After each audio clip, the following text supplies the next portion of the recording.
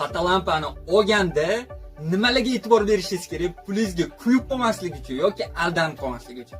Qani boshlaring, xudo xohlasa manfaatli videolardan bo'ladi.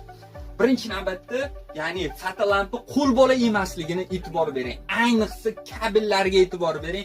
Har xil simlar yoki izolenta o'ralgan elektrlarda o'zi qilgan kabeldan qilingan fotolampalarni olmang. Sababiki necha yillar davomida siz farzandni tillab niyat qilib olgansiz. Va mana shu narsani qanaqadir bir farzandingizni sog'lig'ini mana shunaqa narsaga, tasodifiy narsaga qo'yish bu arzimaydi. Endi bunda olganingizda kabelda hamma narsasi e'tibor bering, zavoddan qilingan bo'linishi kerak va buni isbotlovchi eng muhimi, ya'ni sertifikat bo'lishi kerak. Mana bu kompaniyadan olingan sertifikat, pechatlarini ham bostirib olganman. Ya'niki mana shu kompaniyadan qilingan korobchni